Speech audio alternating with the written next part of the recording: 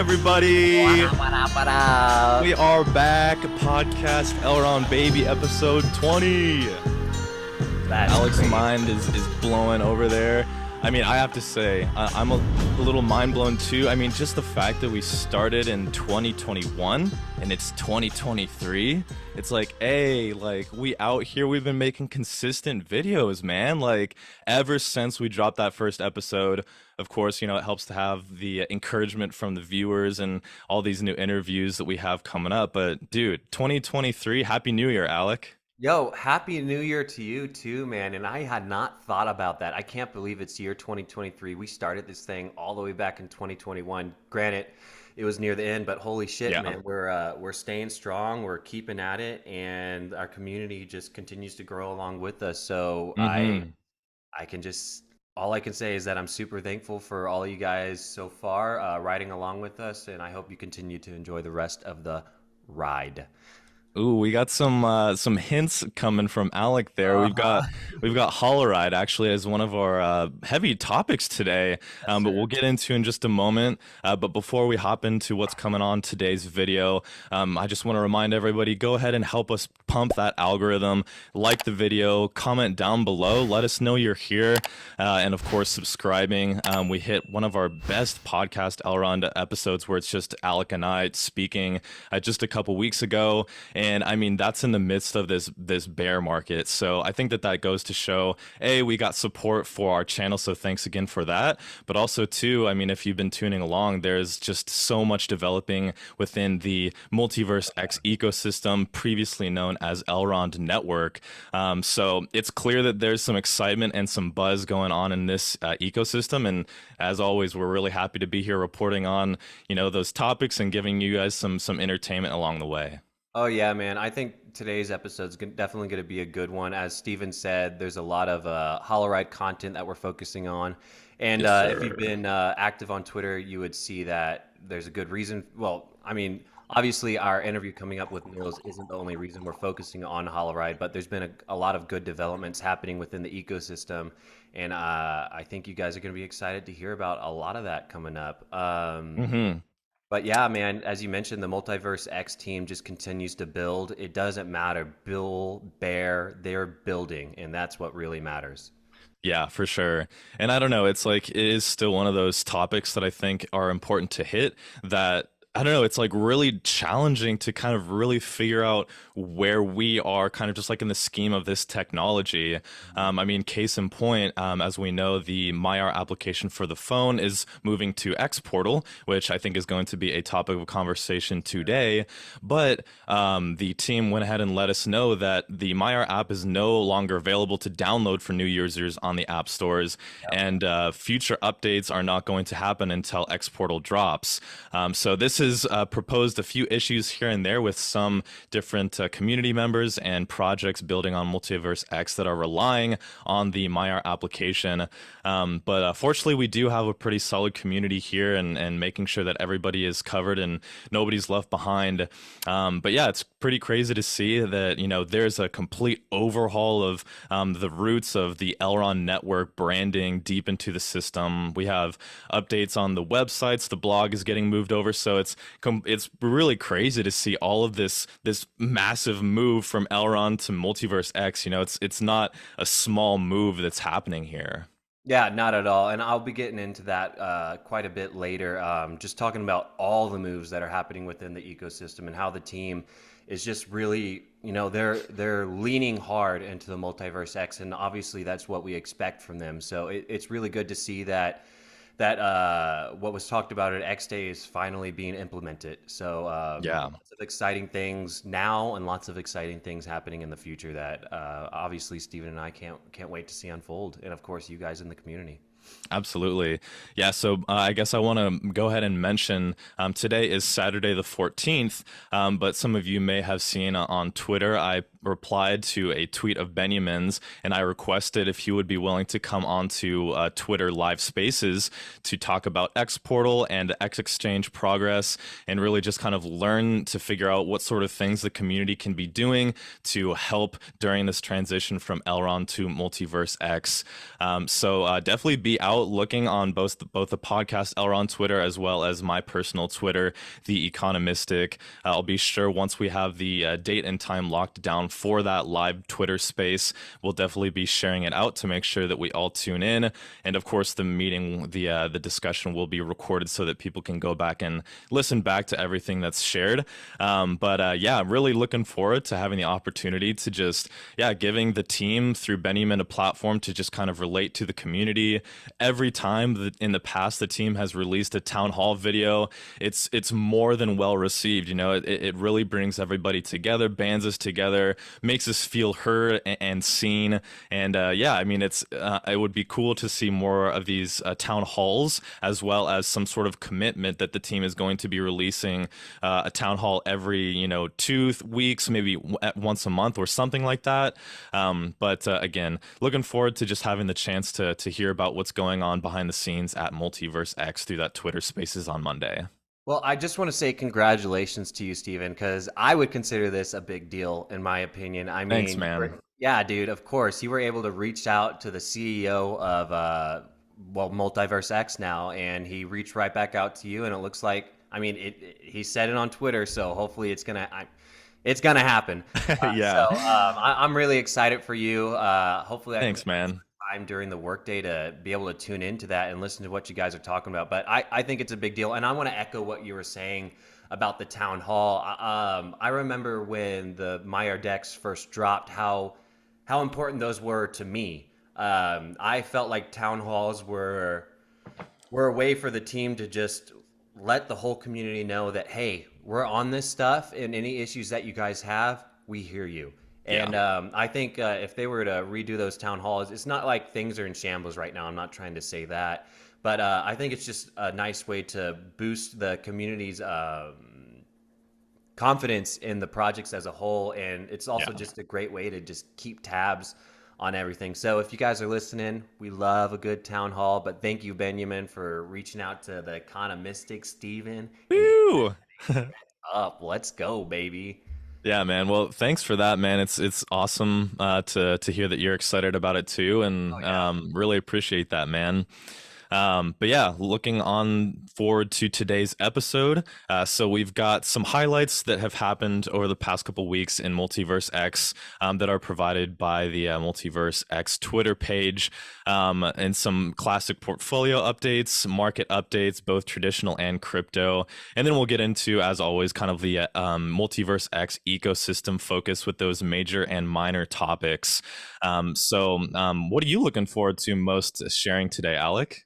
Oh, I'm probably looking forward to talking about just the migration of everything. I think it's a vast undertaking that the team is doing, because not only is it just a migration of names, it's a migration of design and overall just the way things are set up. So I think there's a decent amount to cover there, and there's a decent amount that they're migrating. So that should be definitely a fun topic. How about you, Steven?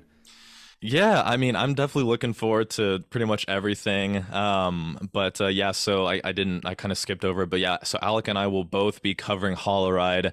Alec will be kind of covering the tech, gamification, NFTs, and then I'll be getting into the tokenomics, the ride token utility, and then kind of going through a brief history of the ride token on the Maiar exchange, now what we know as the X exchange. But yeah, I mean, just to answer the question, I mean, I'm actually really looking forward to the kind of the minor topic that we're calling it, that I'm bringing up today, which is really just a focus on kind of the new financial system, looking at what the old financial system kind of looked like and how it looked like in our education systems.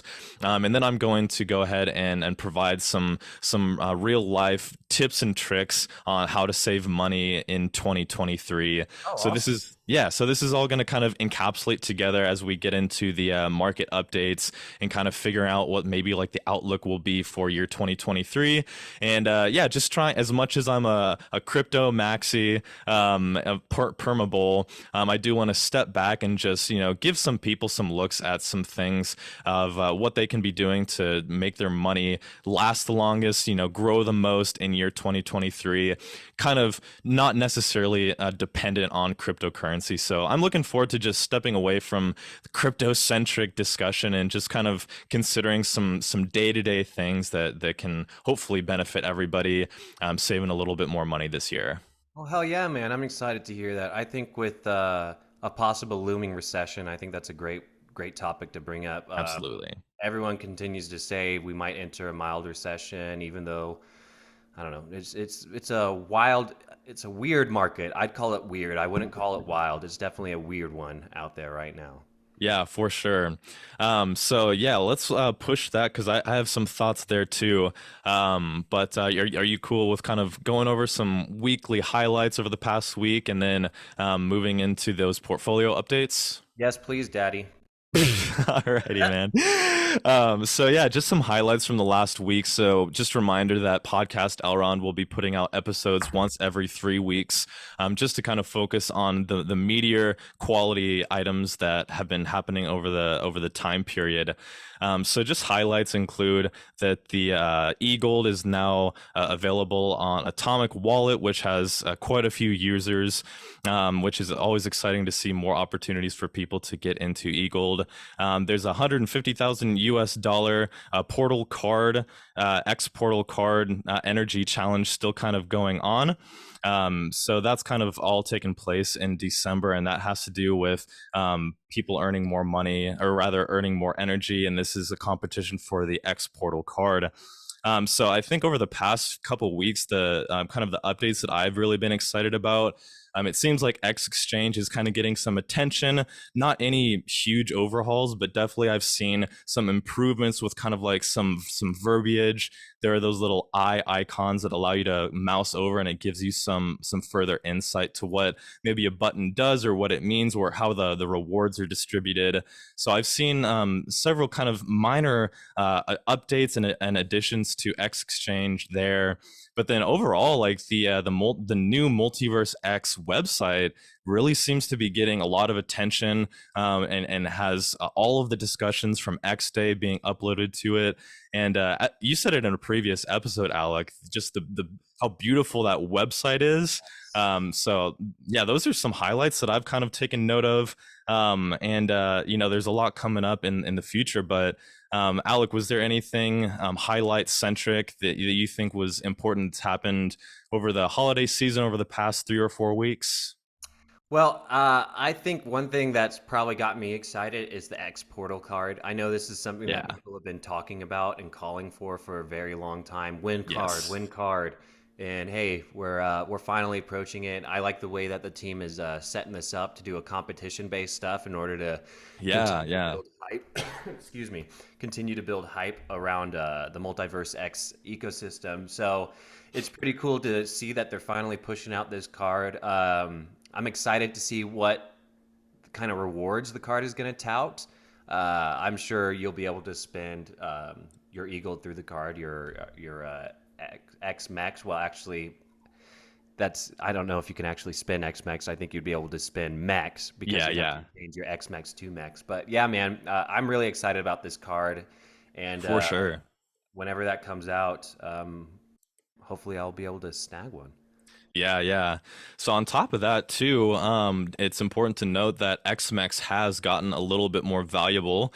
On January 2nd, it was announced that the Sense for Fit has joined meta bonding. So for those that are holding XMEX, we automatically get the meta bonding rewards on a weekly basis. So that's pretty exciting to see a new company, a new project being added to meta bonding.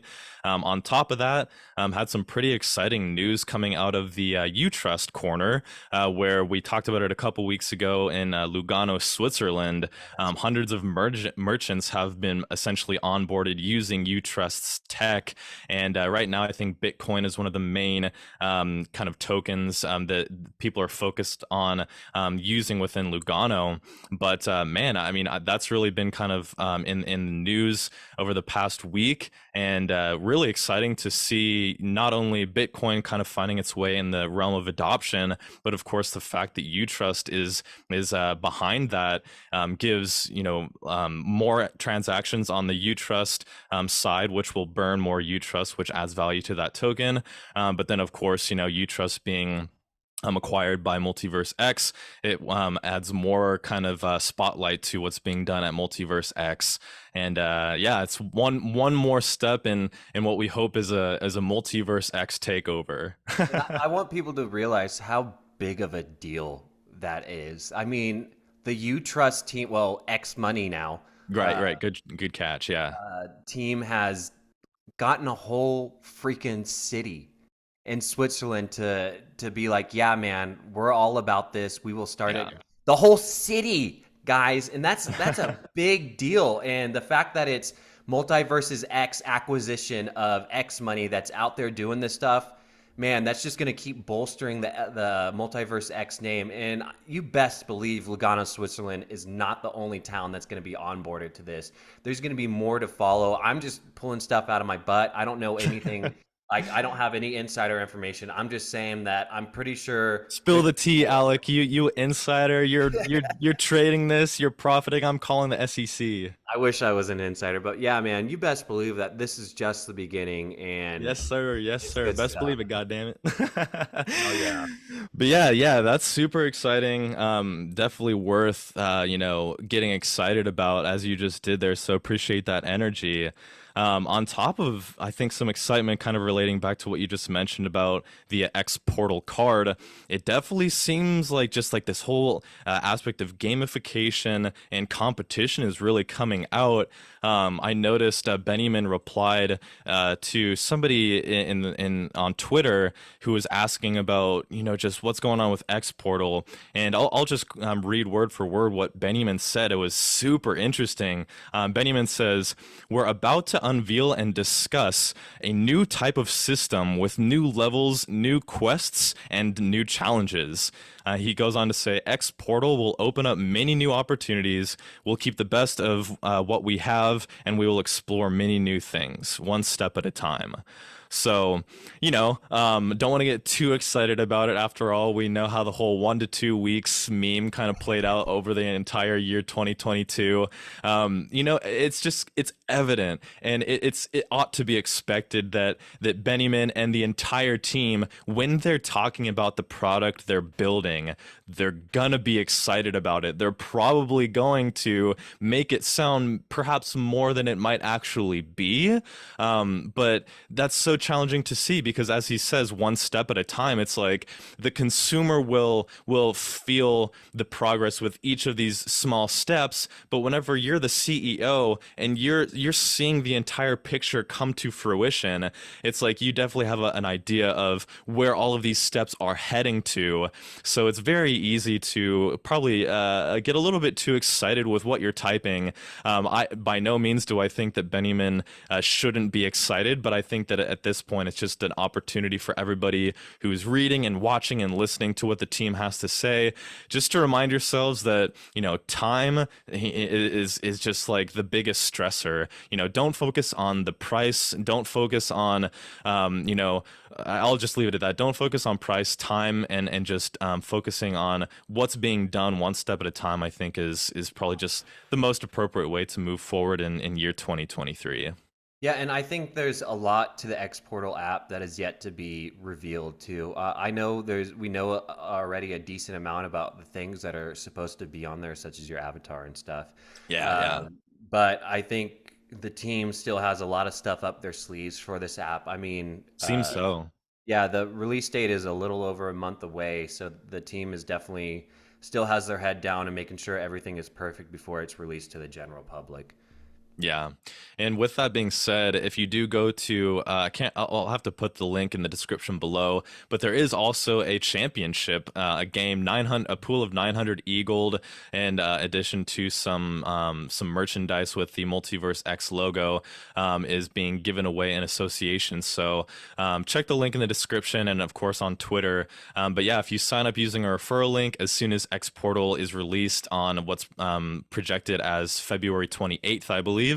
Everybody who kind of activates their account after the referral, it looks like there's going to be a 900 eagle, a great deal amount of eagle that's going to be given out to those who are participating before the release. So yeah, I think it's really important to just stay connected with what the team is up to, and yeah, play a role in the team of kind of hyping everything up, and not because it's unfounded hype, but because what's being built, I believe, with xPortal and how it's going to interact with the entire multiverse X, the power of X.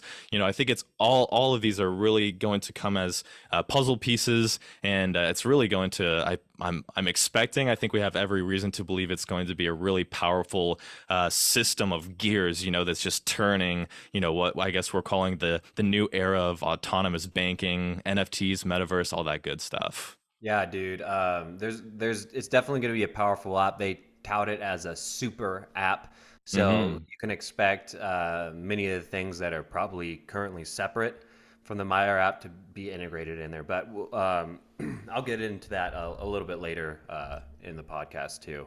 Yes, sir. Yes, sir. And looking forward to that as well. So yeah, I want to make sure that we hold off any of that conversation, so that we get the most out of your topic later on. Shall we head into just any sort of portfolio updates that we've undertaken over the past few weeks here, Alec? Yeah, man. If you don't mind, I can go ahead and just lay out what I'm doing currently. Yeah, Uh, would be great to hear. I haven't really changed anything since the last time we spoke. I believe last time we spoke was the first time I mentioned that I took all my locked mechs and turned it into X mechs. I'm Yeah. still fully, that's still going on. All of my mechs is currently locked up.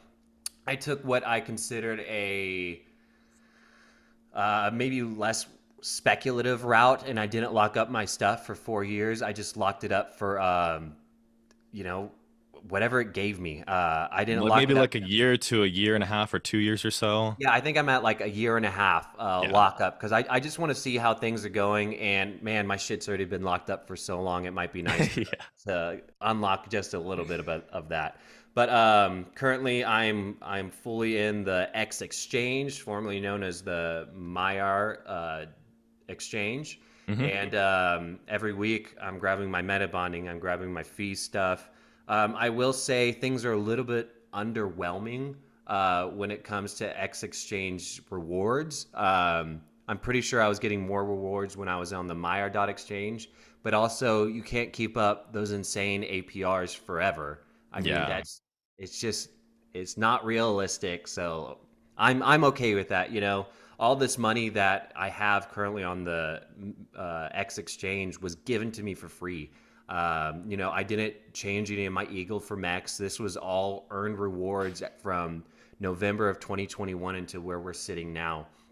So I'm just, I can't really complain about free money coming in from free money that's just sitting there. Yeah. So Yeah. I'm taking my rewards. I'm taking my meta bonding.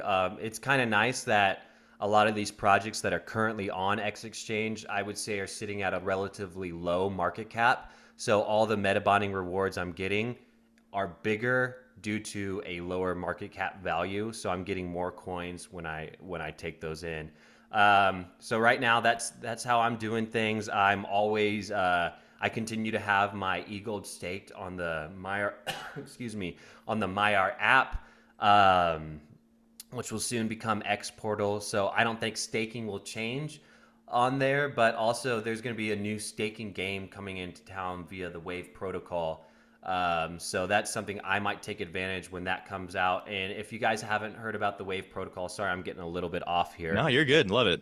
The Wave protocol, I looked into it. I believe it was yesterday when he dropped his first blog about it, or maybe 2 days ago. I think he probably released some stuff before that, but that was my first time reading about it.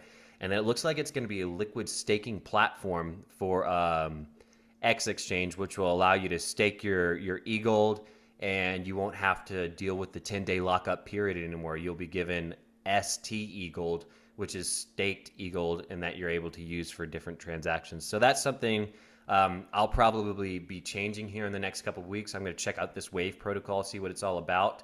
But currently, staying right where I'm at, everything's staked. Really, everything's locked when it comes to X Exchange assets for me. Nah, good shit, man.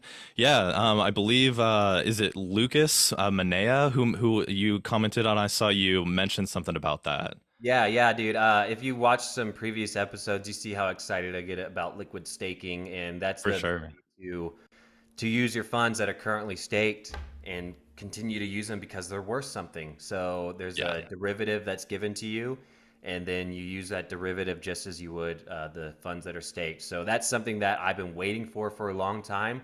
I didn't realize it would be a protocol instead of the team that delivers it.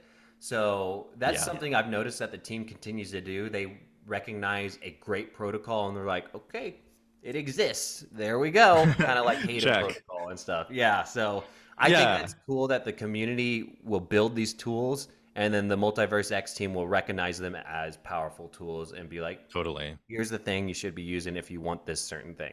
Yeah, I feel like the first glimpse of that idea was definitely signified by the whole NFT marketplace. They Mm-hmm. recognized that XOXNO, or I forgot the proper way to announce it, between them and Frame It NFT, it's like they have this covered. Like, let's focus on other things.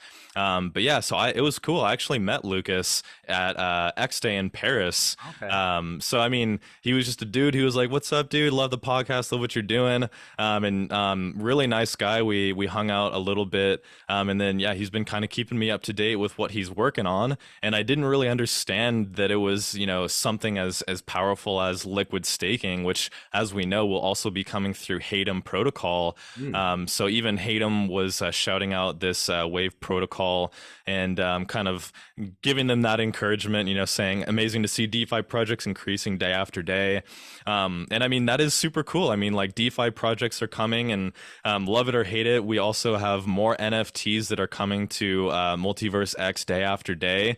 Most recently, I've started to see some noise from a cow NFT, and it's I'm learning more about what NFTs are. NFTs to me were always just a much bigger gambling piece, but I'm better understanding just how degen NFTs really are.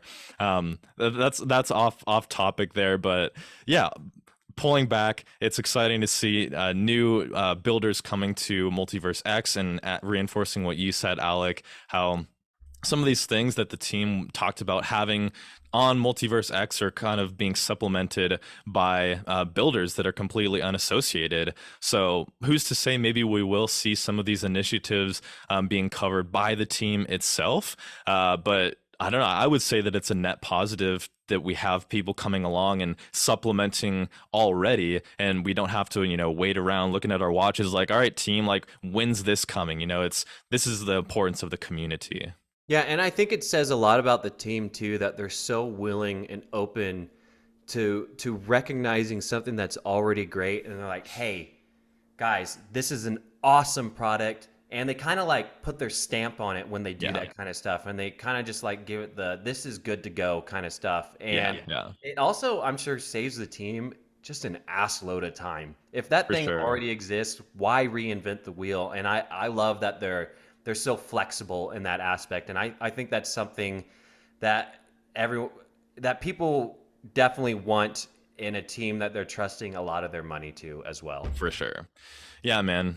But yeah, getting it back on track. Yeah, it's good to hear that you're still on track with your DEX portfolio allocation in addition to staking.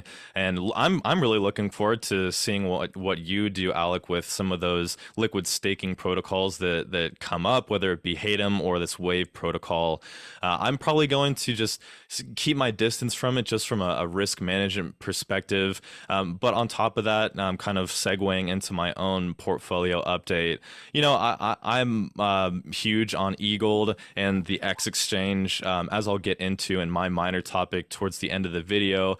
The focus on why DeFi is valuable. Those are some of the foundations as to what led me to supply such a high percentage of my portfolio on Maiar exchange when it launched last year, and then most recently whenever they switched over to XMEX, in that 4-year lockdown. It's like we talked about it in previous episodes. Like, if you give me the liquidity, I trust, psychological study that humans aren't super good at investing and managing money. So I have put my money, a good portion of my portfolio, into XMX. And as we know, every Thursday, meta bonding rewards are dispersed, which I'm reporting close to about 10% APR relative to the dollar value of my XMX, which I think is important to note that the most recent locked MEX schedule did take place. And I mean, if you look at the eGold chart, it doesn't look very good, maybe like a 14 to 16% drawdown yesterday. But whenever you look at the USD chart with MEX, I mean, it's basically at the same price level it was, last week. So that's definitely positive to see. Ideally, in the future, the 80% tax, if you should so choose to transfer, or rather discharge your XMEX, that 80% fee will hopefully become pretty irrelevant as the US dollar of these assets increases. But yeah, not really too many changes on my front with my portfolio. I do have liquidity. It's really just kind of stuck in, or not stuck, but situated in UTrust liquidity, earning both UTK tokens and more XMX rewards on top, thanks to meta staking. In addition, I have had maybe 5% of my liquidity that I've been kind of using to trade, which is really just a reminder to me that I shouldn't be trading, because I'm an emotional person. Not to say necessarily that I'm an emotional trader, but over the past few weeks, the ZPay token has performed really well, and Ride was featured at CES in Las Vegas, and that's been giving some good appreciation in price. So I guess I should wrap up with my portfolio allocation so that we can actually move into where I was accidentally bleeding into, which is just a market at a glance and so forth. So yeah, I'll end my portfolio allocation updates with saying nothing really. Thursday's collecting meta bonding. Odds are that I'm going to be moving all my meta bonding rewards to eGold. But this past week, I actually did use those to buy more ZPay, buy the dip a little bit.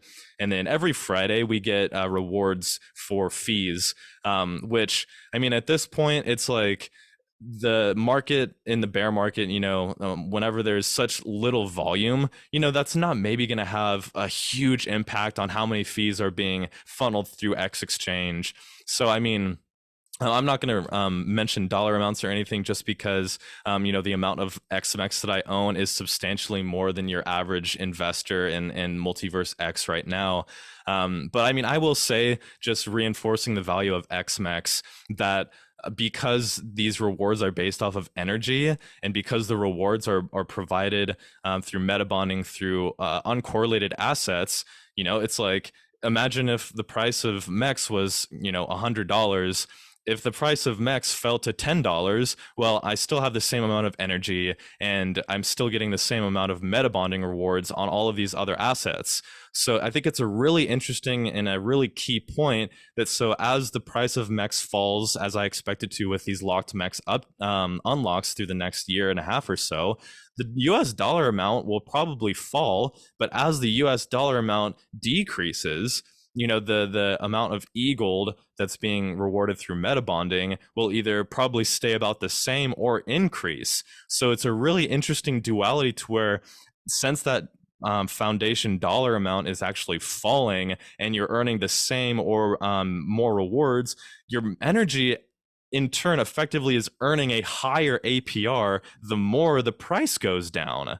I mean, Yeah. and obviously it's not good to see kind of like the foundation decrease in price, but I mean, I just think that that's a really compelling piece that even if the price US dollar does fall of the XMEX, I've already talked about it in threads and in previous episodes. And I'm getting long-winded as per usual. But yeah, I'll leave it at that. Feel free to respond if you want. But in general, I'm happy with the rewards that I'm getting and the fact that we're at such low prices in this bear market. It's like, I mean, not to say what I would be earning at all-time highs because I think that that's a dangerous game to play. But in a world where I was, earning the dollar value at all-time highs, like I would be bringing in really, really quality revenue based off of my meta bonding and X exchange fees pool rewards. So I'm excited to see how this grows. I'll leave it at that. Gotcha, gotcha. Well, shall we go ahead and get into the market at a glance then and see? I know you just went over a little bit of the crypto stuff. Did you have any more things that you'd like to cover before I talk about the traditional markets? Yeah, I'll just cover it really briefly. You know, there's a lot that I could say. Bitcoin has been pumping over the past Yeah. couple days here, and I mean, I'm not going to be a broken record here. I admit that I've tried calling the bottom multiple times the whole over the past year. So, I mean, on one hand, it's like, okay, we might go down. I might be wrong again. So I'm not going to say that the bottom is in, but I will say that, we are later in time, more time has passed. And on top of that, one of the key indicators that I look at, I try to minimize the indicators that I look at just because there are so many of them. And I know for a fact that there is no way to predict the future. So why am I going to spend all this time going through different indicators just to, at the end of my entire analysis, still be left with really just an unknown of what the future holds? Though over the past week, I had been paying very close attention to one of my favorite indicators, the Bollinger Bands, which includes a timing element and a volatility element. And looking specifically at the 2-day Bollinger Bands, like the bands, whenever they tighten, that is to indicate that volatility is decreasing lower and lower. And when I saw the 2-day, which is a higher time frame, the bands pinch in such a degree that they haven't been as tight since 2020. It was a question to me, like, with volatility so low, with all the time that we've put into this bear market, with all the retracement, over 400 days we've been trending downwards, and over 75% loss in value from the top, with the Bollinger Bands tightening so much, what is it really, are we really going to come out of this with another capitulation event to the downside? And we very well could have, but I mean, I'm happy to see that price has been growing over the past couple days here. I'm expecting a retrace, but at the same time, I know for a fact that when Bitcoin starts to move, I don't want to be in its way. I want to be on the correct side of a trade. That's why I always kind of advise to maintain maximum exposure, because you really don't know how quickly the market could get away from you. Looking at price at $21,000, it's a question of, like, do I get in now? Do I wait for a pullback? And it just brings in a lot of questions. So my expectation for the market moving forward is that I think Bitcoin, it really kind of needs to cool off here, moving from 17,000 to 21,000 within just a few days. I'm looking forward to the market recognizing that there is some positive movement in the market. Of course, would be great to see some movement on the e-gold front.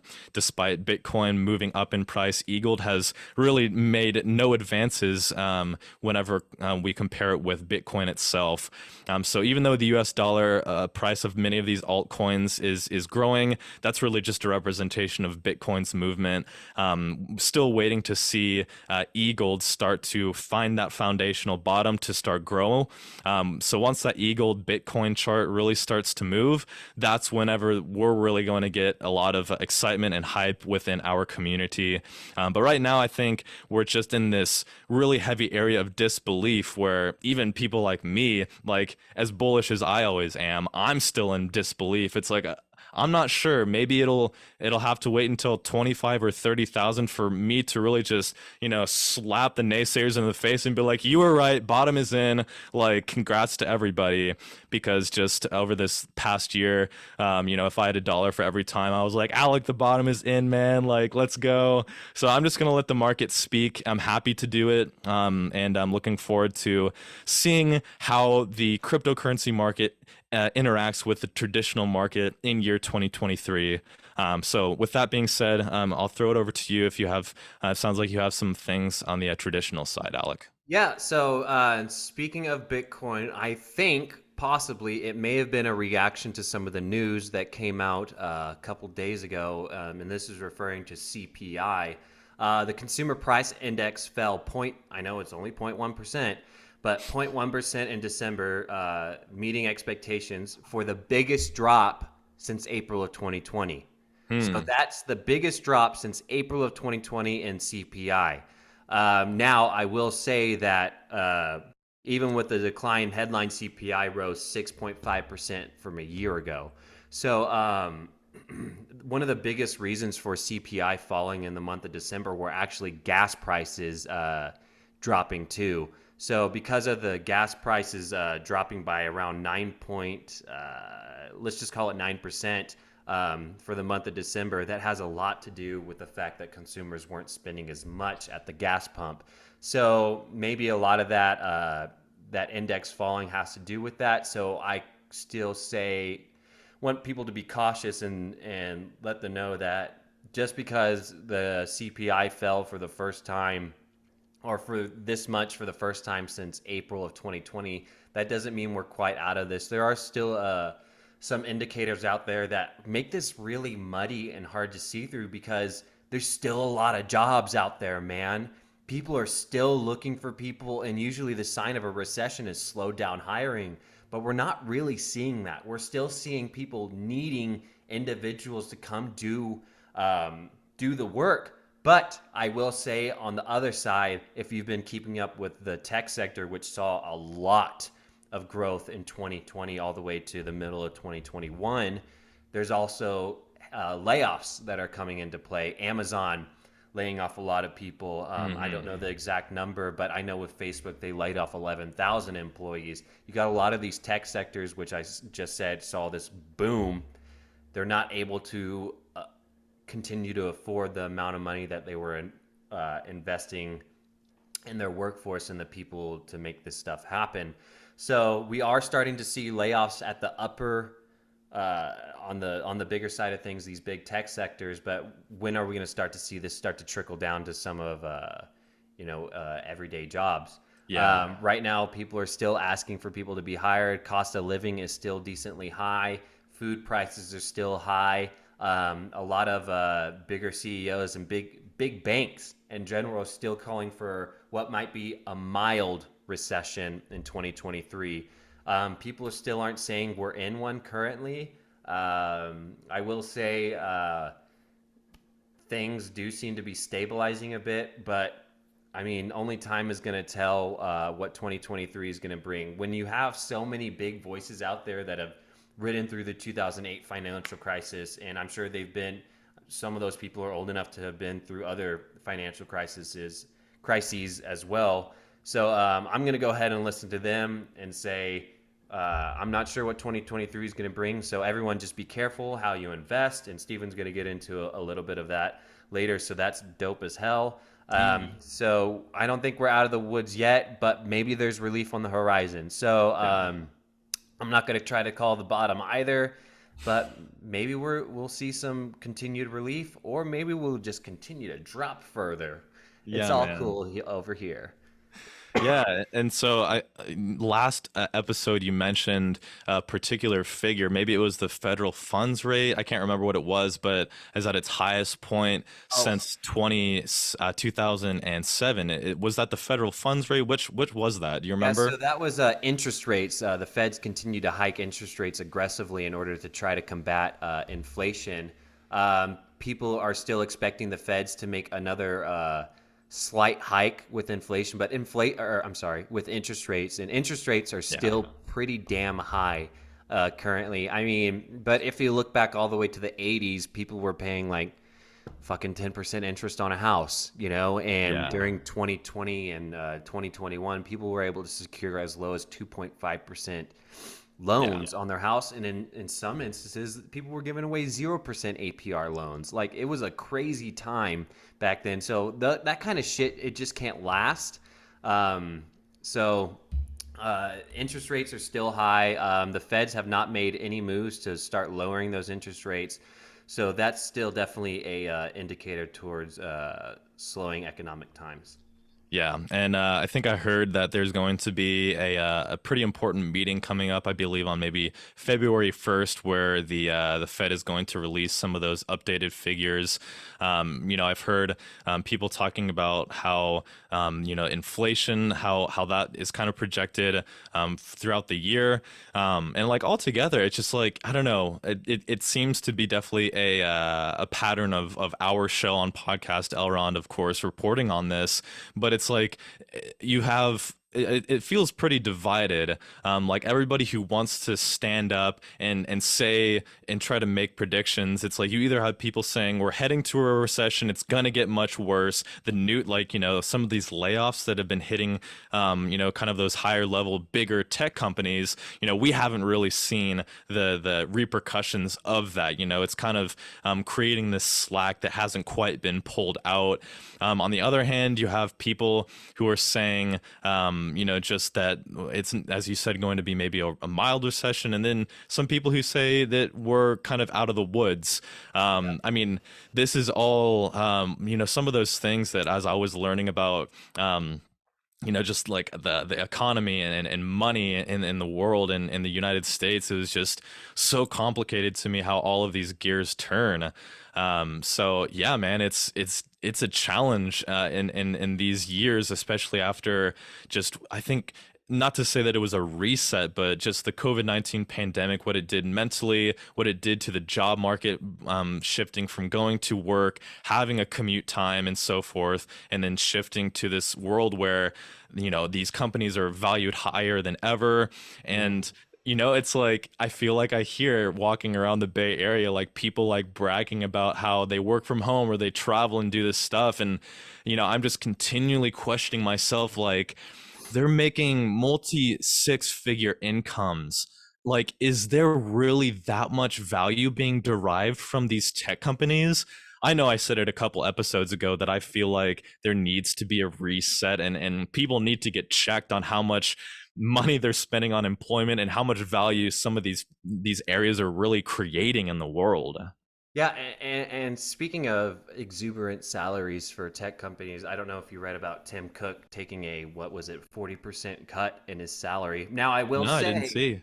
yeah, so Apple recently announced that Tim Cook, CEO of Apple, is going Uh-huh. to be taking a 40% or 40 or 45% cut in his salary. Now, the dude's still raking in $49 million a year with that cut. So I will let that be aired out Yeah, there, yeah. which is still a fucking ridiculous amount of money. But I think they realized that maybe their CEOs were making a little too much. And I will say that when you refer to those companies that were overvalued, a lot of the times they weren't producing products to Yeah. even They're justify their producing value. a lot of like they were producing promises in a way. Yes, and when I think about that, I think about a lot of these EV companies that came out during 2020. NIO, one that starts with an R. There was a lot of them that came out, and they Yeah, I had, remember. yeah, they had these ridiculous valuations, and now they're starting to, you know, get what should be considered normal, especially because they're not producing products. And we're seeing it right now with Tesla, because Tesla Yeah. also missed some of their delivery goals for the month of December. We're starting to see capitulation in their stock, unfortunately. And on the heels of that news, Elon Musk actually recently lowered the price of his cars, Yeah, yeah.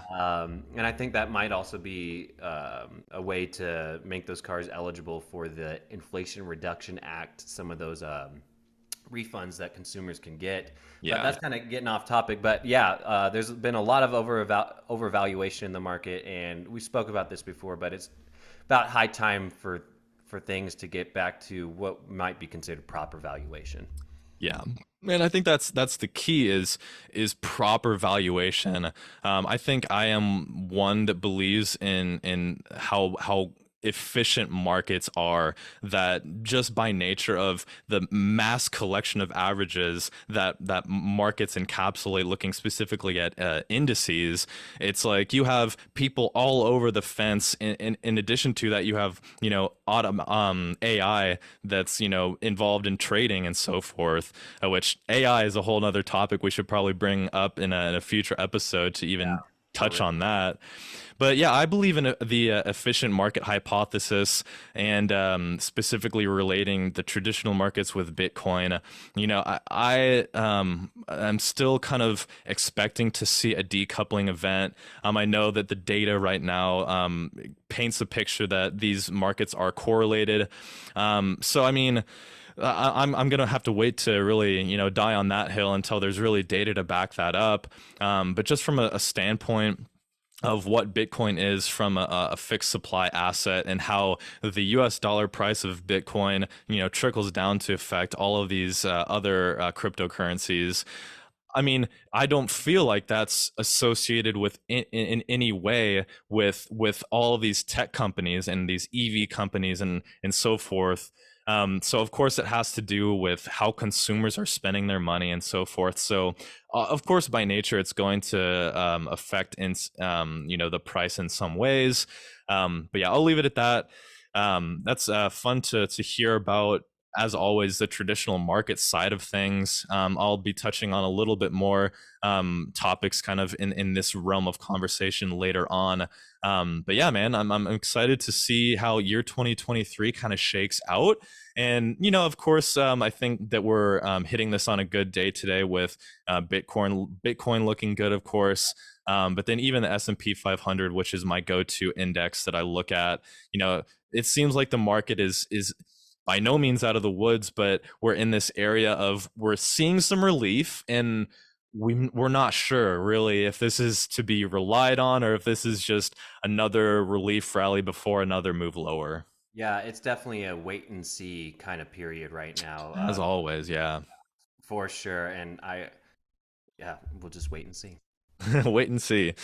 But yeah, so I mean, kind of moving on to maybe just more Elrond. I keep doing that. Multiverse X centric ecosystem. But before I guess we do that, any final traditional markets, anything you want to share about maybe with what you're doing to end the portfolio allocation?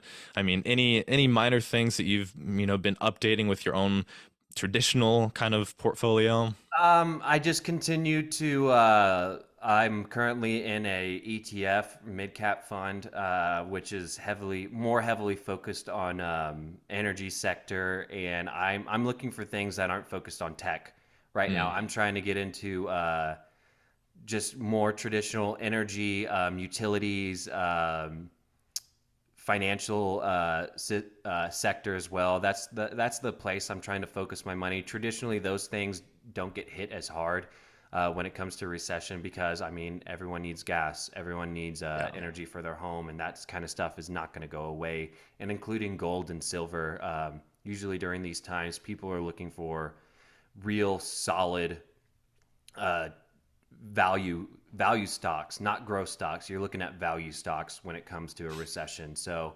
that's really what I'll leave it at. Don't get in my opinion, stay away from speculative assets, unless you're already. I mean, we're talking on a spec. I hate to call crypto speculative, but it's It totally is. yeah, it's not. Just if you're looking to keep your money safe, I think that crypto is definitely at a low, but also don't bet the house. So that's what I'll leave it on. Yeah, literally. You should take out a second mortgage and just dump it all into Eagle, Alec. No, I'm okay. Yeah, I mean, especially with rates at this high, that would be a very high risk move. Yeah, I am. I will say I am locked in at a really, really good interest rate comparatively to the market right now. So I will never be touching that interest rate Yeah. unless for some reason we fall really low again, and then you best believe I'm refinancing. You best believe it. But yeah, dude, it is pretty cool that you have a solid home roof over your head, especially the West Coast has actually been getting some pretty intense storms. You Yeah. know, by no means am I about to bring up politics and climate change, but I will say that just like in a world where people move away from the coasts, it's like how much real estate is available in the middle of the country. I mean, there are just so many people living in California along the coastlines. So it's one of those kind of like Hollywood themes that I would imagine in a future where the people start to move more inland, and it's like, yeah, I'd say that getting some real estate at a solid rate is probably one of just like the best qualities of your portfolio at this point. Thanks, homie. As they say, they're not making more land. Yeah. So that's one thing I always try to keep in mind as me and my wife continue to save for hopefully buying another property soon. Yeah, that's sick, man. Well, cool. Let's keep on pushing along. Which, as I mentioned, the Elrond or Multiverse X ecosystem, which I mean, we already kind of, encapsulate through the intro and through these discussion topics, kind of what's been kind of going on at a glance. So.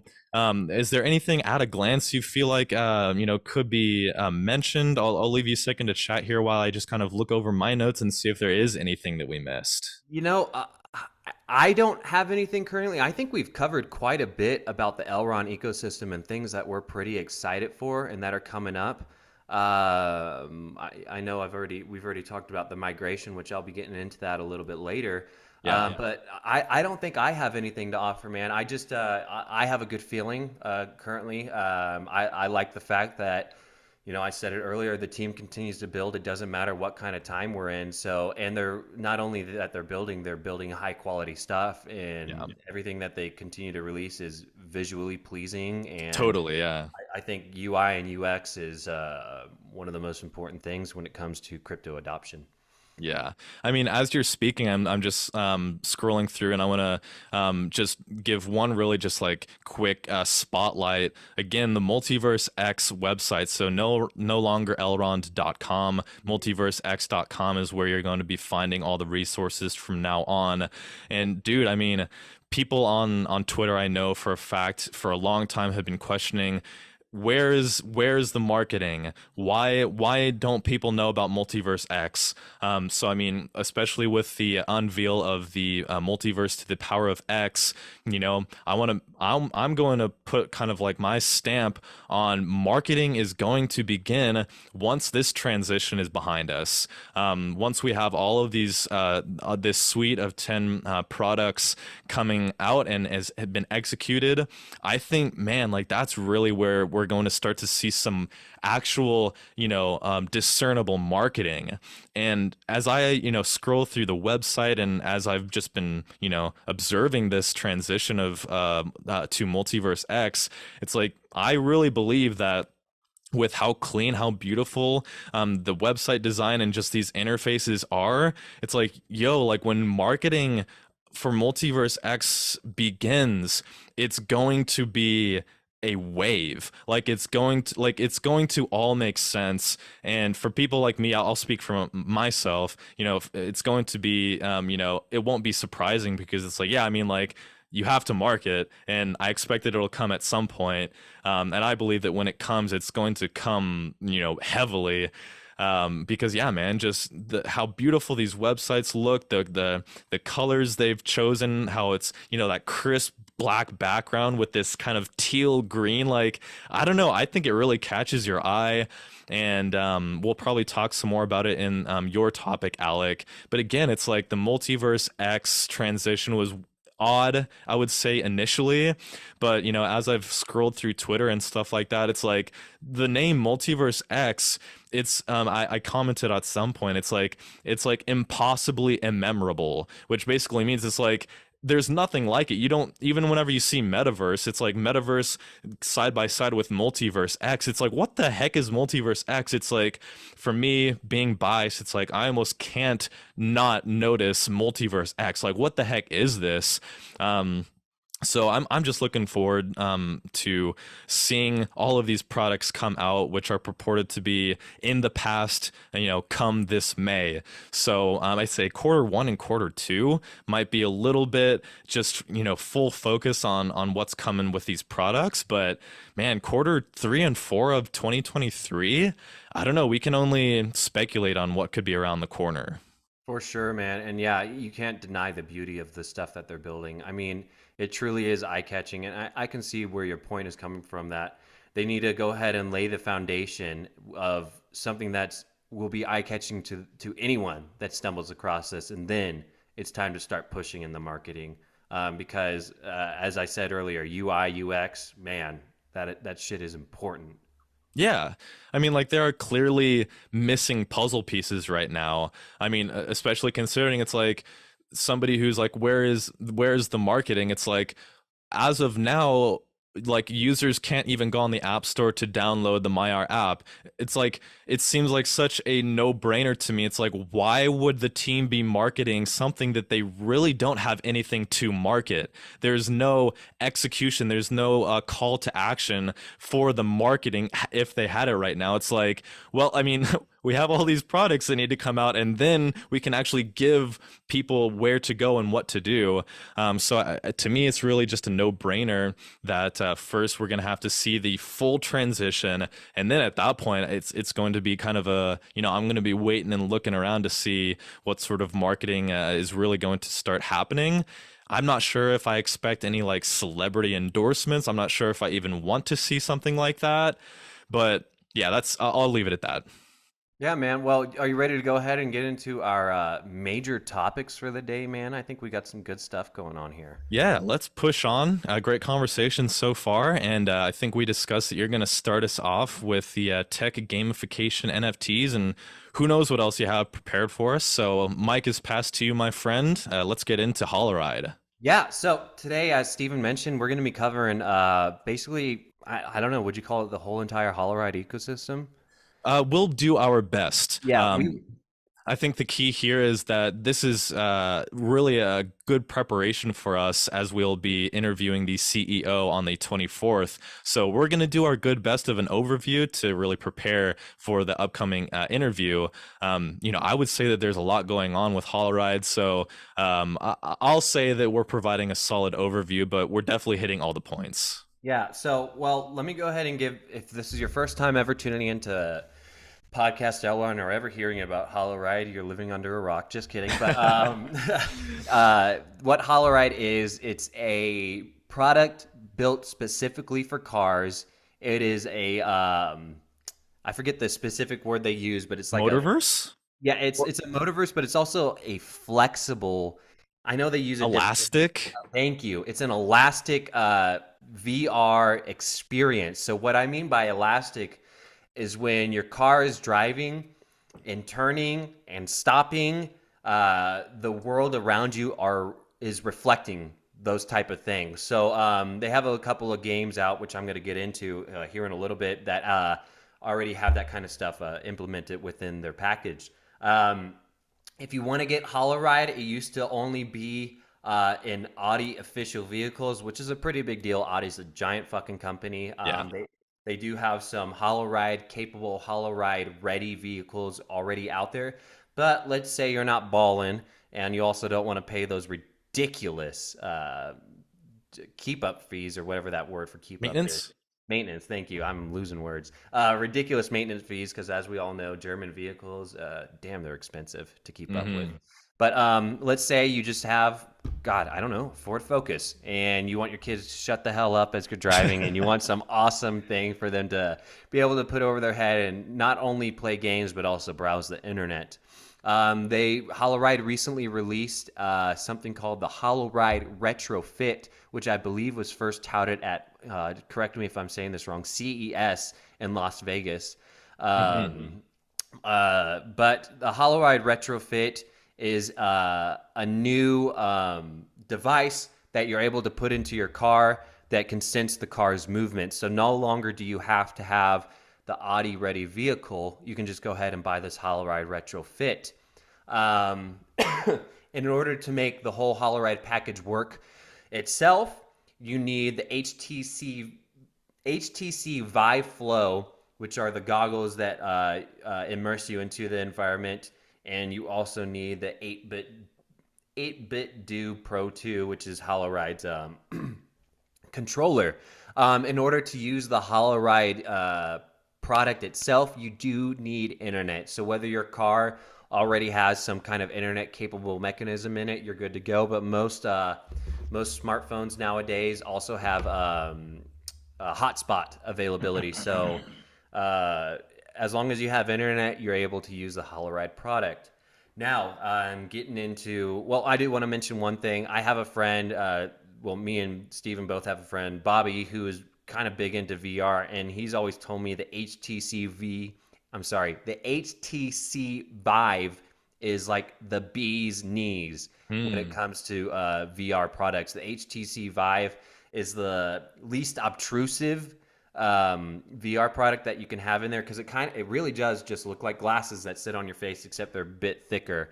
And if you've ever seen the Quest, that thing's a monster on your face. So Yeah. I think it's great that Holoride went with the HTC Vive because that's probably the best VR headset that currently exists. Okay, so getting into actually using the Holoride product. You sit in your car, the car gets going, you pop these things on your face. What do you see when you're in there? Well, you're in the Multiverse. That's Holoride's word for their own like metaverse type thing. Hmm. And as far as products go that you can use, what games can I play? What programs exist on the Holoride Multiverse? There are only about, I think, 9 products that currently Holoride is touting right now. They have the Holoride browser, which is a Holoride specific browser that allows you to just use the internet browser to watch Netflix, Hulu, all those type of things. Just browse the internet in general, but imagine that you're inside of a VR headset. It looks like a ginormous screen to the individual that's on Yeah. that. There are also some education type games for children as well. There's one one program that they have currently on here is called Book Fool, and I believe there's 3 different Book Fools right now. There's a Tyrannosaurus Rex one, which kind of takes you through prehistoric times, and as the car is driving, the environment around you is like just a vast open land that maybe a Tyrannosaurus Rex would have been stalking about. There's Cloud Breakers, which is, I believe, one of the first games that was released on the Holoride platform, which is a game where it's a shooting game. It's also elastic with the cars or the environment around you as well. Um, so there's not that much currently on the Holoride store that you're able to get, but I'm sure they're going to go ahead and be releasing a lot more. What I would like to see eventually is a campaign type game because right now I don't see Mm. anything that's story based. More of it's just kind of pure entertainment, pure like arcade type gaming. You know what I mean when I say that? Yeah, yeah. Yeah, a lot of it's more arcade based. But when I spoke about this Cloud Breakers game, that's actually one of the actually the only NFT I believe that Holoride currently has out there. Holoride does have its own NFT marketplace. Um, Cloudbreaker is one of the games that you're able to buy NFTs for, which I believe would be your character that you're flying around with and shooting down these other alien robot type creatures with. Um, so that's currently the only thing on their NFT marketplace. But an important note about their marketplace is that for people who've been calling for token utility, ride token utility, the NFT marketplace, you can actually spend those ride tokens. You're able to purchase these NFTs using your ride coins. And a really important thing about um, the token is that all trading fees paid in ride and earned by the platform are burned on a quarterly basis. So there is some type of mechanism in place to hopefully make ride less inflationary, more deflationary. And they expect the NFT marketplace will accommodate both Holoride and selected NFT collections in the future. So that's something to keep an eye out for.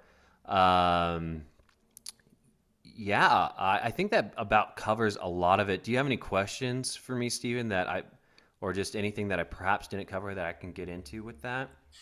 In terms of questions, I mean, I definitely have a lot of questions for Nils that I'm kind of, bouncing around in my head.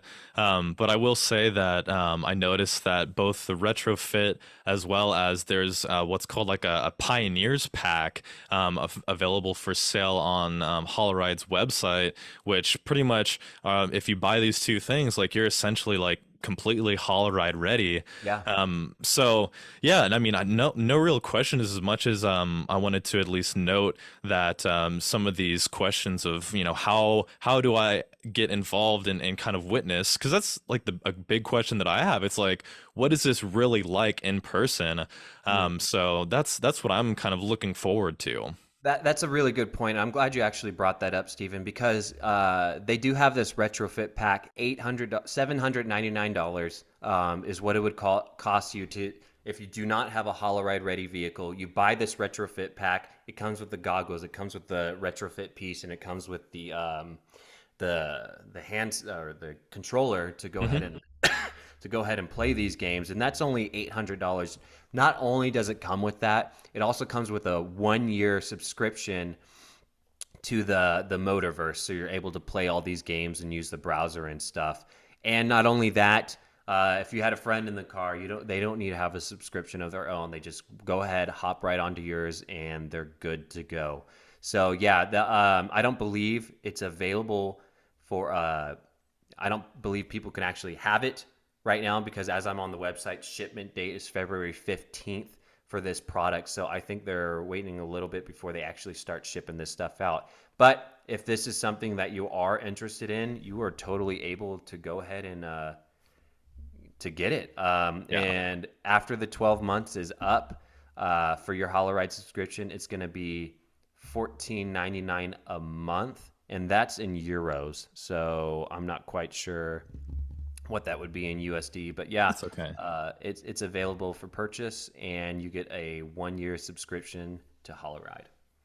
Yeah, that's super exciting. Thanks for sharing, Alec. And I know that I'm looking forward to talking with Nils, and then I'm sure that you are too. Oh yeah, dude, I think that's going to be a great podcast, and I can't wait to see what other kind of insights he's able to offer us. Yeah, and I mean, just always hearing some of these presentation points just from the CEO himself, I think will be a lot of fun for us to, just engage with, and then also too, just like getting kind of deeper. I mean, I've been doing a little bit of research here and there, just immersing myself into the Holoride altogether, and I will say that, as I'll probably say it again, throughout our interaction with Holoride, that I mean the metaverse is I think a big opportunity. But seriously, like I mean, Alec, are there any other companies, any other projects that you see addressing this how Nils and many others say making the transit time count? Like really, I mean, is Holoride the only company that is seeing the opportunity of the metaverse within vehicles? Like to me, I don't think I see anybody else. Do you? I have not heard or seen anyone else diving into this place. At Yeah. least Holoride is the only company that I know of that is currently focusing on what issue. Uh, and it's really cool to see that they're developing this stuff. And at least as far as I know, man, there's no one else out there doing this kind of thing. Yeah. Cool, man. So I guess I'll just go ahead and jump into tokenomics, the ride token utility, and then at that point, I think we can get more into just an overview of more just discussion of what we think and some of the questions that we might have either together or looking forward to asking of Niels. But yeah, I'll just finish up by asking if there's anything final you wanted to hit with what's coming up from the tech side, the gamification, NFTs. Anything else you want to mention before hearing about the tokenomics and utility? I don't think so, Steven. I think I was able to cover it all. All right, good stuff, man. So yeah, thanks again for providing that foundation. Because of course, I think what makes Holoride so compelling is the fact that in December 2022, they released their product, and there are very few, as we were talking even earlier in our market discussion. A lot of companies are selling promises, and that's going to lead to questions of what value, what revenue is actually being generated here. So the fact that Holoride is it's a branch off of Audi. They have a lot of investors in the space. Rather, a lot of different companies have invested in Holoride itself. Some of which are familiar, like Morningstar Ventures, but other like this Woodstock Fund, Signum Capital, etc.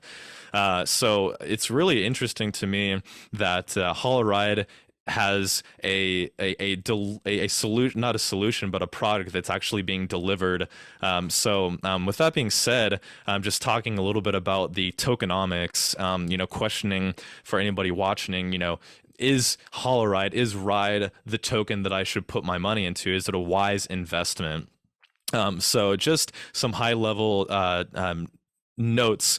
There is a total of 1 billion ride tokens available, 200 million of which were allocated to the private and pre-sale, which was actually at about 2 cents.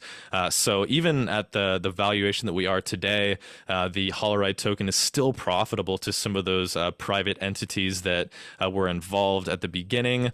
So altogether, and this is coming from the Maiar Launchpad website. 70% of the token is going to be allocated towards content creation. 12.5 is going to development, 10% of marketing, and then 7.5 legal and security audits. So altogether, there are a lot of ways that early investors are kind of like getting their hands on Holoride, but it's good to see that these private sales and team sales, the Ride tokens, are going to be unlocked over the course of a few years, and all of the Ride tokens will be unlocked by Q2 of 2025.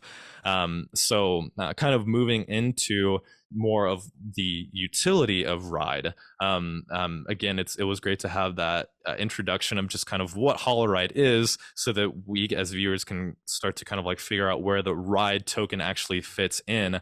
From Nils, the CEO himself, he says that the Ride token will be essential for building a vibrant and sustainable economy for the Holoride ecosystem. Alec, as you mentioned, there's going to be an NFT marketplace and an entire Holoride marketplace where people will be able to use their Holoride tokens to make money, but also to spend the money. But altogether, I would say that probably the most compelling aspect of the Ride utility could be the community benefits. And in addition to creating, selling, and buying experience items. And this leads into some questions that I have, like, what is the experience like? How dependable is it from a standpoint of, is this something that I can actually immerse myself in for multiple hours on a road trip, or even just, a substantial amount of time stuck in traffic? But yeah, so the Ride is the utility token. I think is the main takeaway, is that Ride should not be mistaken as an investment in the company itself. Rather, it's really just an investment in what provides utility. And it's designed to provide incentives for using Holoride, will provide additional benefits and enhanced user engagement. So I think all of this really is going to come into a pretty cool picture once we start to see more games and more builders coming along and using the SDK package. It sounds like people will be able to really quite simply build new games on top of the Holoride platform, and kind of really get people involved in Holoride and deriving value from it. So, some other points that are worth noting is that the ride token is distributed by Holoride GmbH, which is kind of the formal entity that's dispersing these tokens. And really, they have a portfolio of 75 patents and patent applications in the field specifically of in-vehicle extended reality.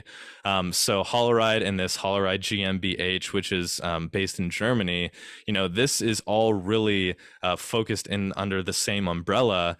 But it really seems like the Holoride token is positioning itself as Nils has stated, to create a sustainable environment. So that what does sustainable mean? That includes things like incentivizing people to both build and to play the game. So I will just comment that I think it was really exciting to see that Holoride retrofit come out to be an attachment on any vehicle.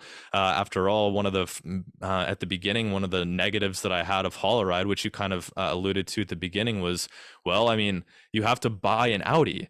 Audis are not inexpensive cars, so the retrofit, I think, is going to be really impactful when it comes to Holoride kind of taking shape, taking form, and yeah, I mean, at this point, it's something to definitely keep tabs on.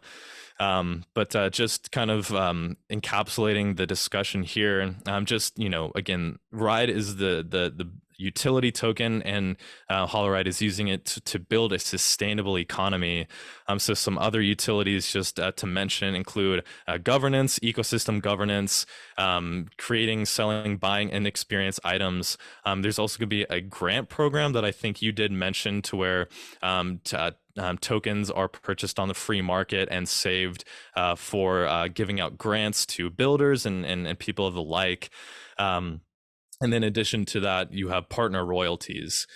So hopefully this ride token is really going to continue to grow and expand, and to really, reshape itself into really just not just a promise of a sustainable economy, but really proves to be sustainable, which I think really just kind of wraps back around to the discussion that you brought about, which is really just, what is Holoride, and what is the promise of what's being built here.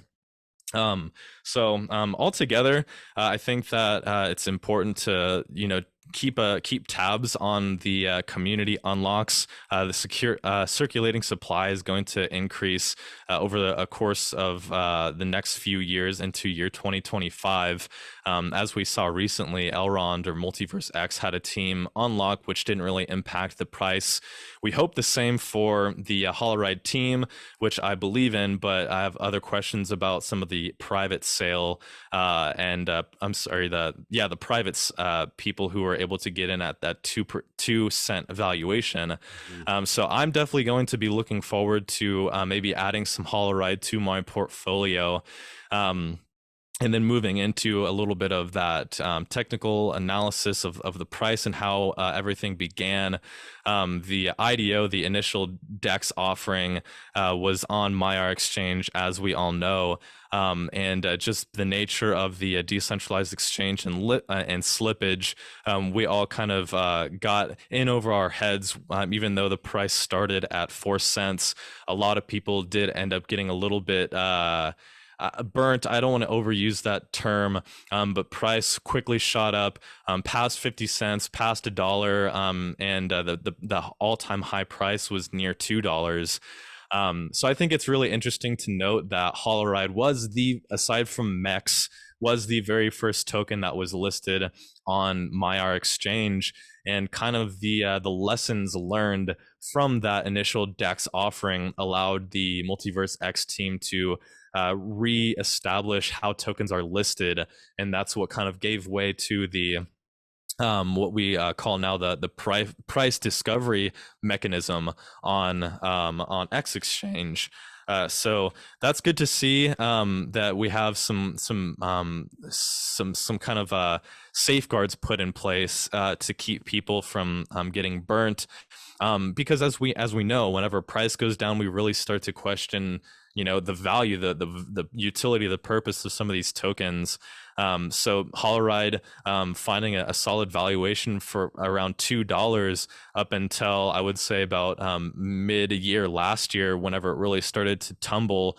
It's like, all right, like, it leads people to question, like, what the heck is the utility of Ride? Like, you say it's this, but again, this sounds like just another case of selling promises.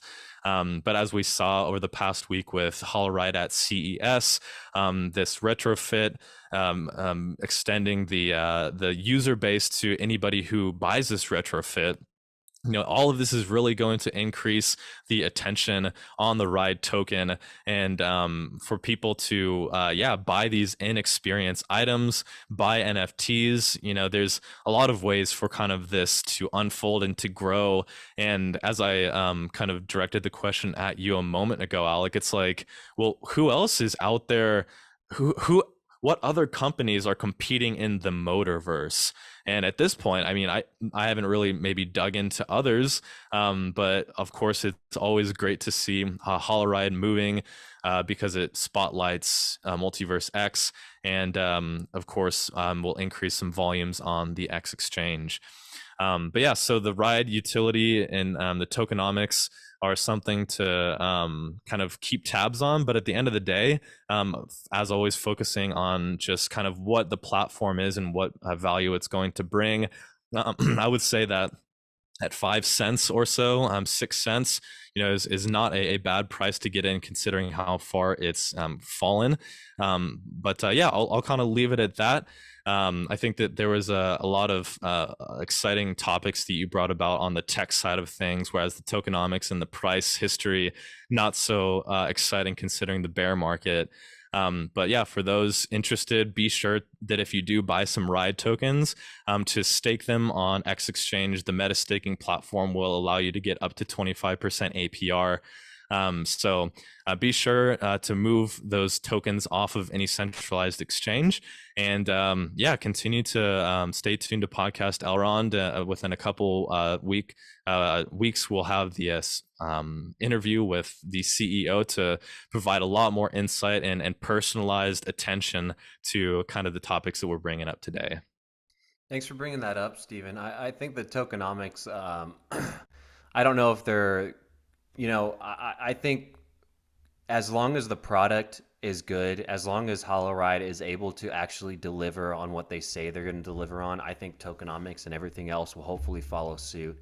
Currently, I will say, as I was browsing through their current products and what they currently offer within the Holoride ecosystem, there definitely needs to be a lot of work done in terms of games and things that are actually going to draw people in. But I mean, we're only at the beginning, man. I think once they're able to secure some really good developers and some really good partners, I think we'll hopefully see this thing flourish, and hopefully there'll be some really significant growth coming to the Holoride ecosystem soon.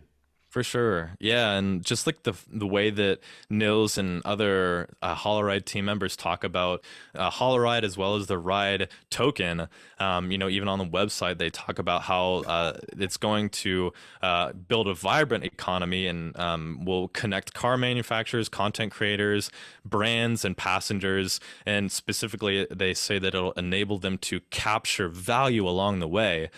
So obviously, that's going to be a topic, an idea that we'll have to, keep a finger on the pulse to, because obviously a great amount, 70%, I believe, of the Ride funds have been allocated towards content creation. So of course that can be represented in a lot of different ways, and can add value to lots of different corners of this industry, which you could call the metaverse, which you could call Web3.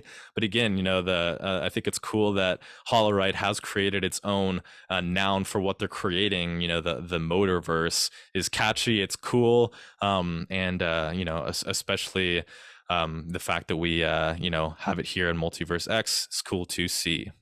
Yes, it is, man. And especially because we're seeing Holoride get themselves out of the Multiverse X ecosystem and move themselves into what would be more considered mainstream. I mean, they were at CES, which is a pretty big freaking deal. That's one of the biggest tech meetups in the whole Yeah. entire world. So they're definitely putting themselves out in front of a larger audience and doing their best to get noticed by the mainstream investors and mainstream users of this type of technology. Yeah, dude. It's super exciting, but I mean, this was just really just a recap, definitely the tip of the iceberg.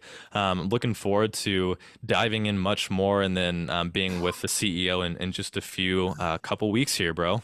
Yes, sir. Yes, sir. Well, it sounds like we're ready to move to our minor topics. And today I will be discuss. Or did you have anything else you'd like to mention about Holoride at all, Stephen? No, I think that's all. And yeah, just be looking out for our interview for the CEO. Like I said, it's going to be cool to hear about hear from his perspective. Hell yeah, hell yeah. I'm very much looking forward to that, man. Well, speaking about our minor topics, today I will be talking about not only xPortal, but just the entire Multiverse X transition. I mean, at the beginning, we first heard about this type of transition happening was at X Day, which you got to go to, Stephen, Hmm. and we're finally starting to see the transition from what was the Elrond ecosystem into now what's going to be called the Multiverse X ecosystem. Hmm. So the transition is actually started right now. No longer is the Maiar exchange. We now have uh, X exchange, which is now your decentralized platform in order to manage your money. The automatic market maker. Hmm. Um, so not only do we have a change in domain, we have a change in just UI and UX overall. So not only is the team having to just change their domains, they're doing a full freaking overhaul of everything. Of anything that might have had the Elrond name to it, it's now being transformed. You have the github.com, which is now github.com/Elrond network. Now that's github.com/multiversex. You used to have elrond.com/blog. It's now multiversex.com/blog. So anything that it might have been not had an X in front of it, you best believe it's having an X in front of it nowadays. Yeah. And you mentioned earlier about the competition that they're bringing up. You're actually able to go and check that out at xportal.com. And you're able to sign up right there. And I've signed up myself.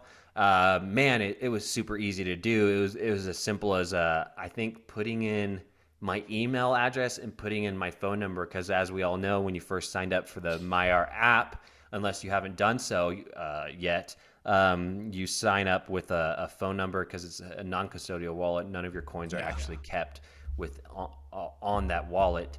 Um, but if you were wanting to go ahead and get the Maiar app right now, you cannot as of January 12th.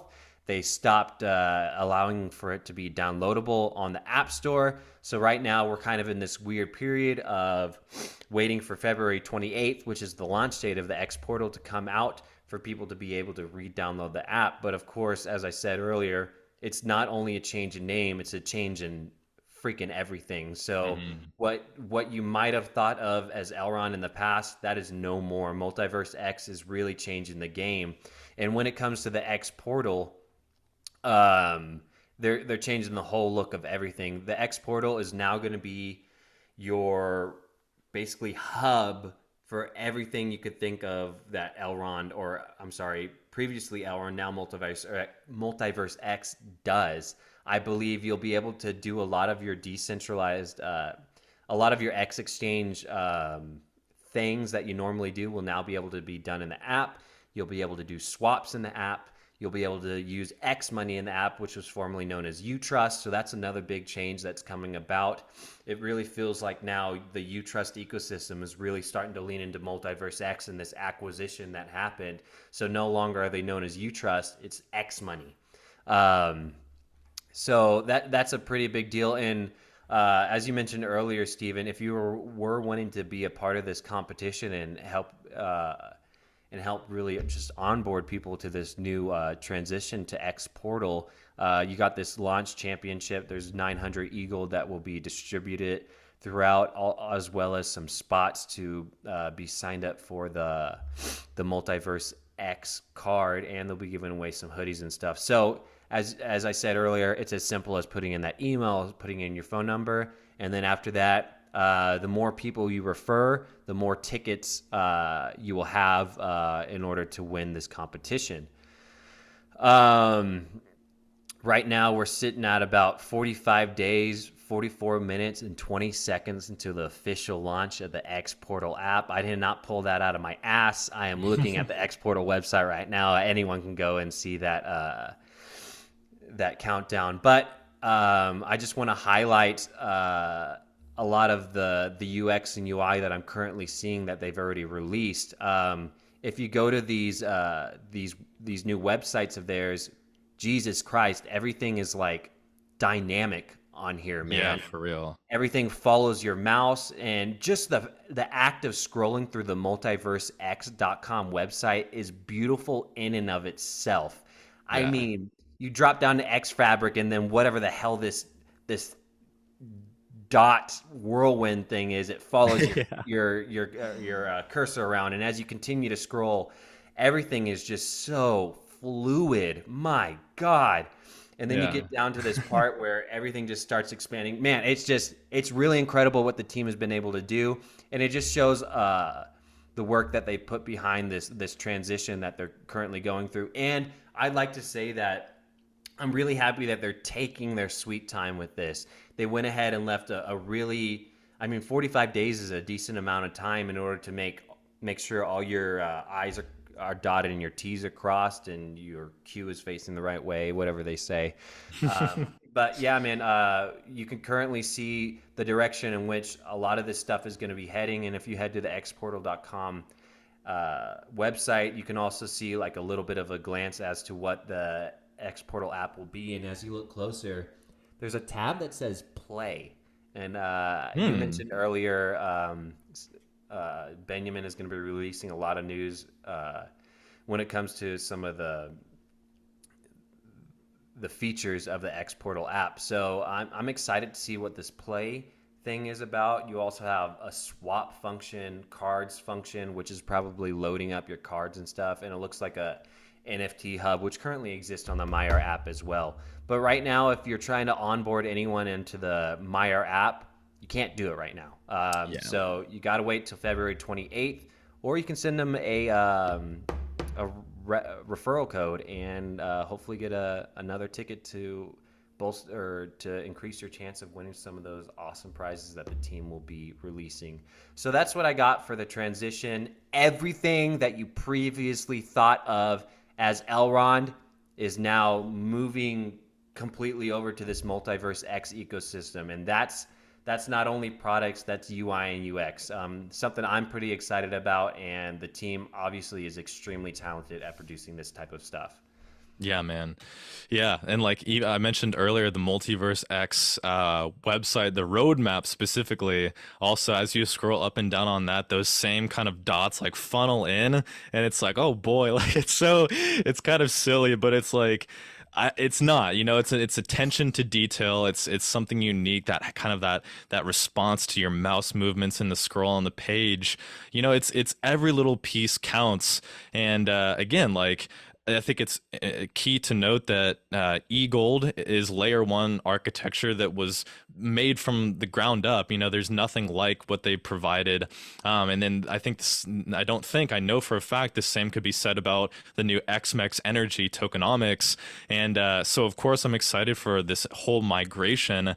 But I think while I'm excited to see, the revamp of Maiar to xPortal, and as I was excited about from Maiar Exchange to X Exchange, it's like, well, those are products we already had that are getting some cool upgrades. Like, I'm really looking forward to some of these other products that we we know nothing about like X fabric, like X worlds, and then what exactly X money is going to be. We know it's going to fit into xPortal, and it's just like, how I see Elrond Network was individual gears, the team kind of focusing on everything, and at times the gears interacted, but I feel like, Multiverse X, the rebrand encompasses just bring all the gears together, to function as gears, to function as a system.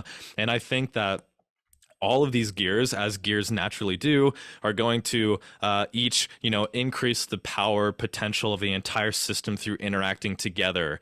So, xPortal being the home of the avatar, being a portal from to DeFi into the X worlds, and then X. It's like, dude, like, holy cow, man. Like, I really feel like, I'm not sure what analogy to use, but I feel like we're like underwater and waiting to get some oxygen. And then as soon as like we come up from the surface, it's going to be like, like, all of this is going to just create this incredible story.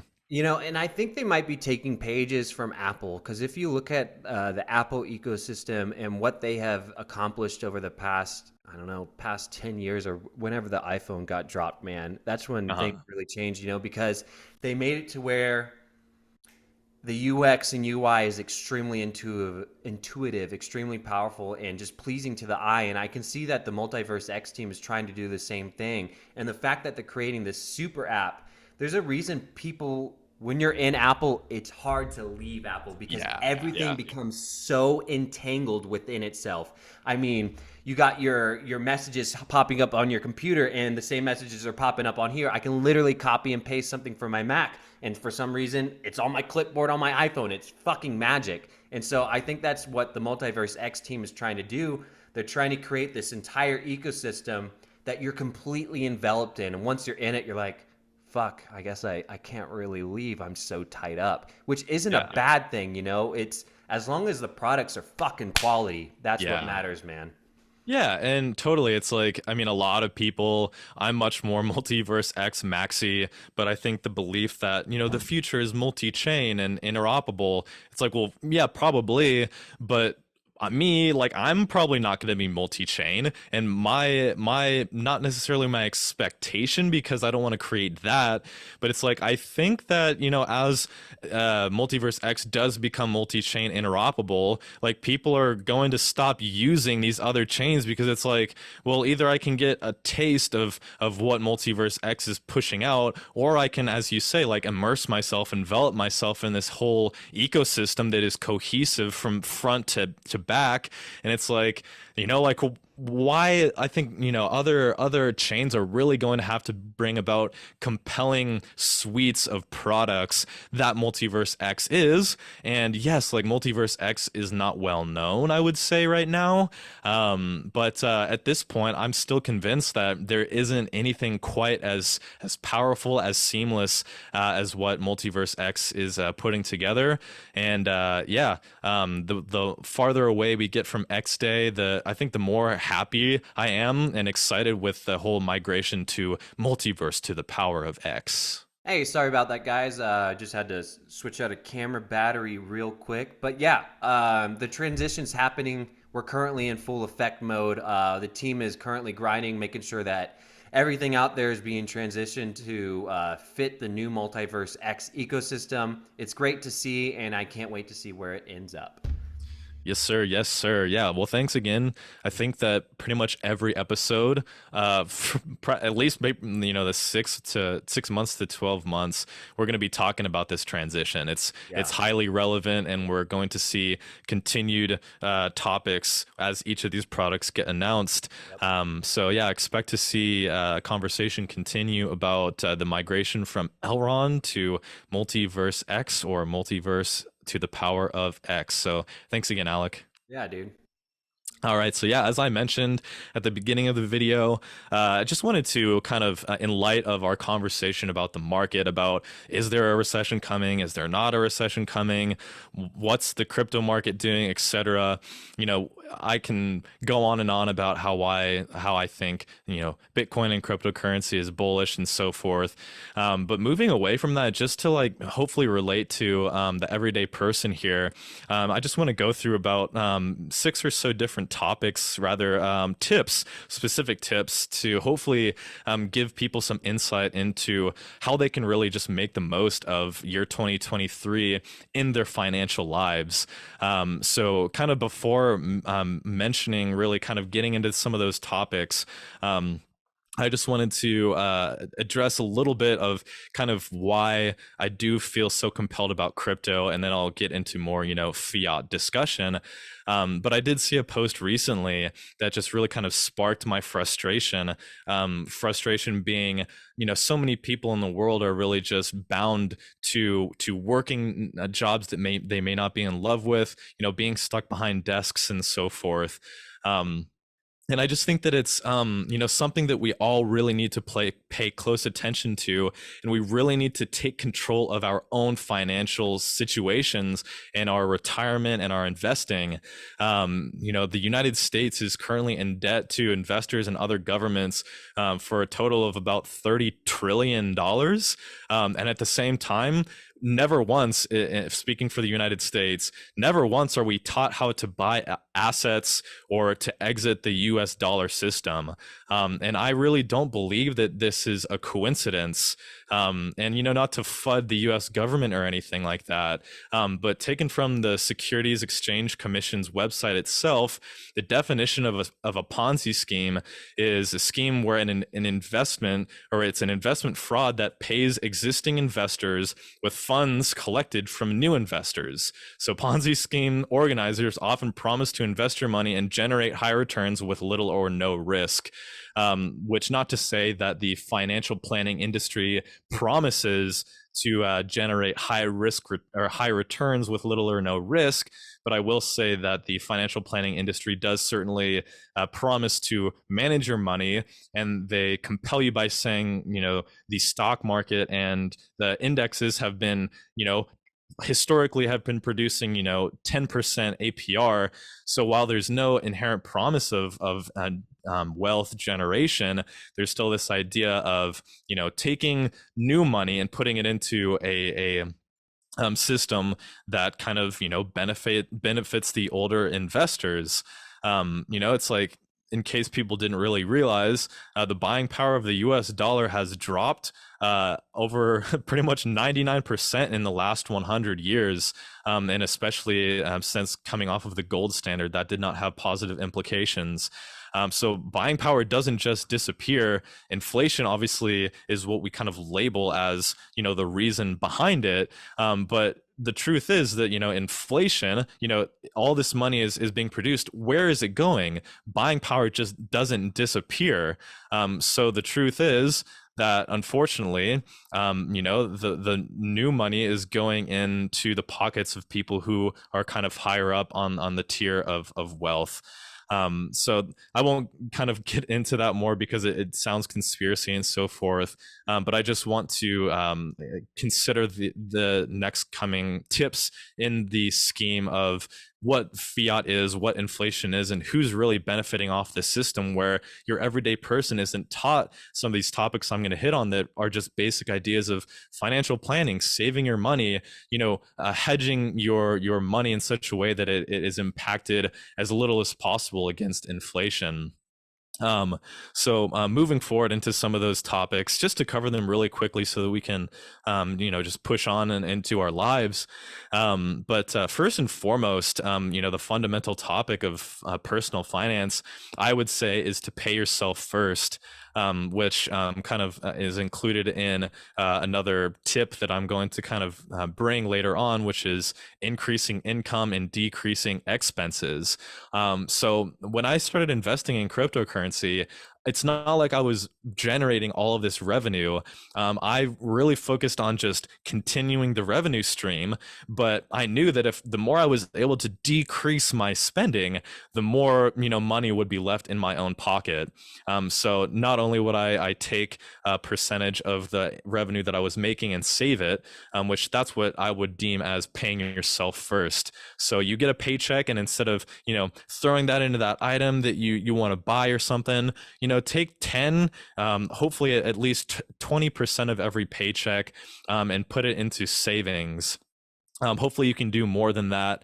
So that's the first thing. Pay yourself first. Secondly, tracking your credit. In the United States, annualcreditreport.com is going to give you access to understanding the different debt you have and where some of your credit score numbers are being impacted, maybe are being negatively influenced. So tracking your credit is definitely positive to keep track of in case you are looking to take out a loan.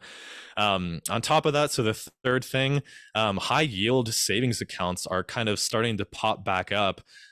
So some banks paying close to 3 to 4%. Again, I want to bring up some topics that are away from cryptocurrency. And while fiat, I would not say just holding cash is the best option with inflation, but a high yield savings account is something to look into. The fourth thing, buying a bond is definitely something to consider. Bonds are given from the government. And here in the United States, of course, when you buy a bond, you're lending money to the United States government, of which has never defaulted on its loan. So bonds in the United States give interest every 6 months.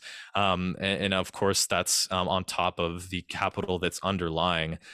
So buying a bond is something that you could also consider doing.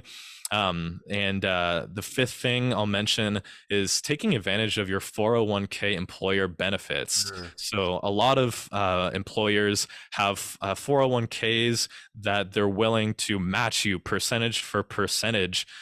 So that's great for a lot of people who are employed. But even now, those who are self-employed, there are opportunities coming about that will allow people to kind of involve themselves in receiving a 401k match. I hesitate to mention it because it involves Robinhood for now. But it is cool to note that Robinhood, if you attach your IRA to Robinhood, they will pay as much as, it's not a lot, but it's better than nothing, but a 1% IRA match. Oh, wow. So the one stipulation, though, which I thought was really interesting, was that you have to, there's a max of, I think, 6,500 per year, which is, $65 generated on a yearly basis, given that 1% match. But the caveat is that you have to wait 5 years to actually cash out on that interest.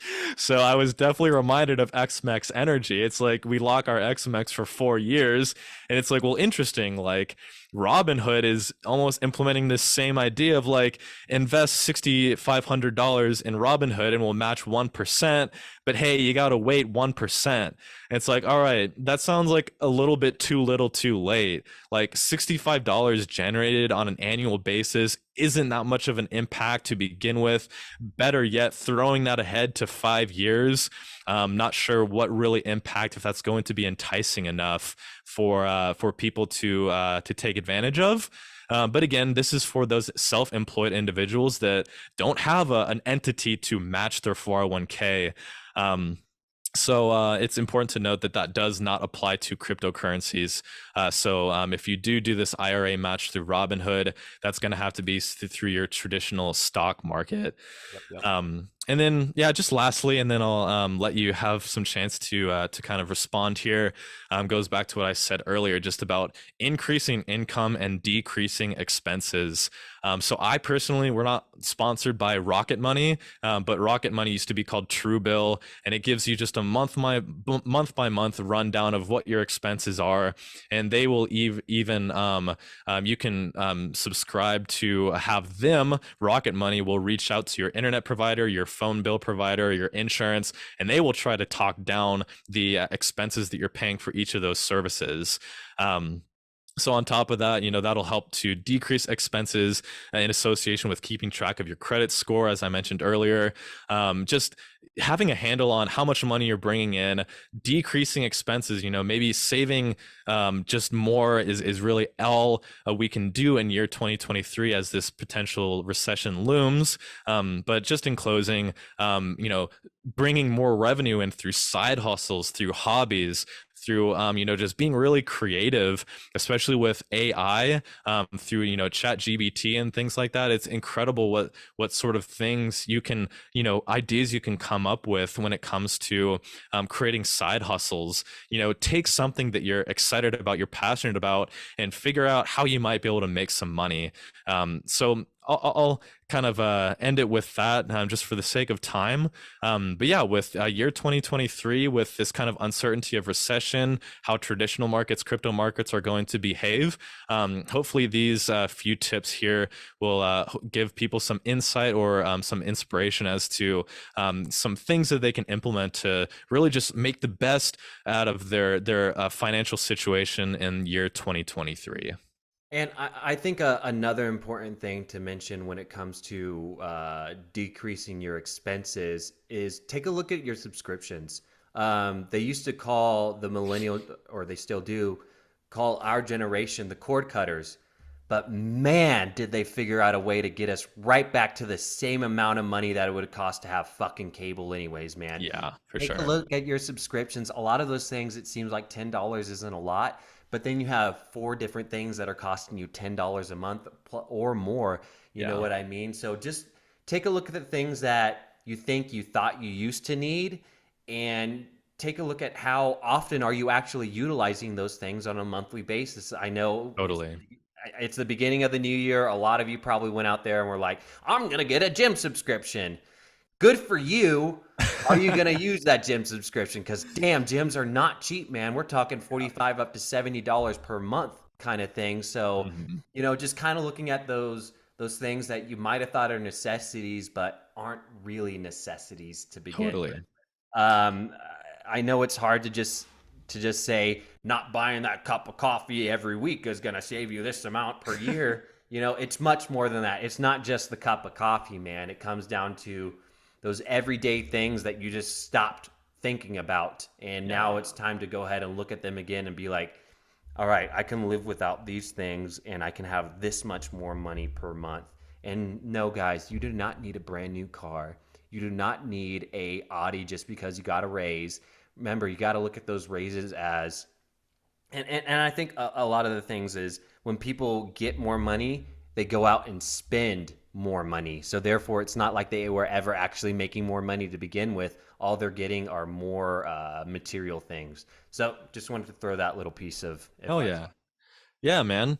And I mean, altogether, man, it's just like the idea that I feel like the impression as you were speaking even is kind of pushing through is look out for your future self. Like, and for me, in the years, in prior years, to me, it wasn't like, I didn't cut out that cup of coffee. You know why? Because that cup of coffee, was, the thing that kind of got me going. Yeah, yeah. Instead, I personally looked at those bigger, meatier items of what is, taking solid percentages of my monthly income, and it's like, don't start, for me, this is what I would recommend. An approach is, don't stop with the $5 cup of coffee.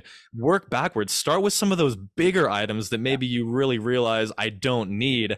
And it's almost like that shift in mentality will almost trickle down, and you might just find yourself naturally saying no thank you to that cup of coffee.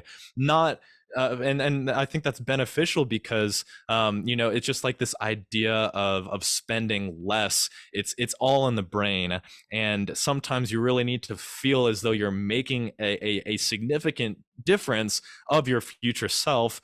And my question is, it's like, is that really going to be felt by a $5 cup of coffee? Like, I think it comes down to examining your budget, not on a daily basis, but on a even like a quarterly, at least a monthly basis, and really figuring out, man, what is drawing down my ability to save and invest. Because as I mentioned at the beginning of that, in the United States here, we aren't taught how to invest. We aren't taught how to save. We aren't taught how to exit fiat. So that leads me to believe that people who are higher up are, really just kind of taking advantage of that. And it's out there for us to learn. So hopefully, if you're listening, this does give you that push to, ask yourself like, yeah, why the heck don't we learn about these things? How come these aren't required parameters in elementary school through middle and high school? So really ask yourself, what this social picture is and how to kind of get out of the social norm of I'm going to work 9 to 5 for the rest of my life, saving 10% so that I can hope to retire by 59 and a half. Yeah. Um, you know, it's tough, and I'm not going to say how to invest it. I'm just going to say that hopefully each of you will take the conversation here, some of the tips, and use that as just a foundation that gives you that breathing space to increase the I guess, portfolio of your investment portfolio. You know, so thanks for the response there as well, Alec. I always hope to, instill some response and some insight from your side as well. So yeah, altogether, just hopefully everybody in year 2023 will be able to just get one step up on their financial situation, because it's just so much of that occurs in the brain, and having that confidence, having that excitement that there's actually progress being made, it's got to start somewhere. So hopefully this can be the start for some of you. Well, hell yeah. Thanks for presenting that, Steven. I think hopefully a lot of people will walk away with a little bit more knowledge on how to get a leg up. Yes, sir. Yes, sir. Well, cool, man. Well, shit, on the horizon. I mean, all we really have looking forward to personally for us, we've got the Holoride interview coming up with Nils on the 24th of January. So definitely be on the lookout. Leave us a comment below if you have questions or topics that you think we need to hit. I mean, on the horizon, are there other things that you feel like? I mean, like I said, we've really touched on a lot of it. I feel like if you're watching, especially towards the end of this video, you kind of have an idea of what we're waiting for and what we're on the cusp of. Yeah, I don't have anything really. Yeah, we're just really looking forward to that interview with Nils coming in January. And there's a little bit of bigger news out there, but I don't know if we're ready for that yet. You guys will hear about it, and I think you'll be stoked for us. Yeah, I totally. want to say that. Yeah, so we've got some stuff going on in the background that we're really excited, and it just goes back to just hopefully we're just doing our 2 cents to bring more spotlight to Multiverse X. So yeah, thank you everybody for the support. Drop us a comment, let us know you're here. We need those things to pump that algorithm, and it helps us, but it helps the entire community. Yes, sir. Yes, sir. Well, sounds like we're wrapping up here, Steven. It's been a great conversation so far, man. Yeah, totally. Episode 20 has been a good one. I mean, I guess, 21 is technically a lucky number. I got blackjack, so we won't see everybody again until February. But until then, we've got hopefully that Twitter live space with Beniamin coming up on Oh yeah. Monday. So make sure not to miss that. And key there is, hopefully we'll hear from Beniamin himself. What can we do to help with the team as they make this transition? I think we all have a good idea of what we're doing, and hopefully this episode gave everybody some good insight on again just how to make the most out of year 2023, bro. Fuck yeah, man. Well, I'm really looking forward to that space with you guys, and I'm just looking forward to future episodes, dude. It's been a pleasure, and as always, thank you to everyone for the continued support. We love being able to do this stuff for you. Yes, sir. Yes, sir. Well, Alec, I always appreciate these conversations. Thank you for your time, of course. Even though we're in this together, but man, really appreciate you being here. Episode 20 in the books. I think that's all we got for today, everybody. Thank you so much for tuning in. We'll see you on the next one. Peace out.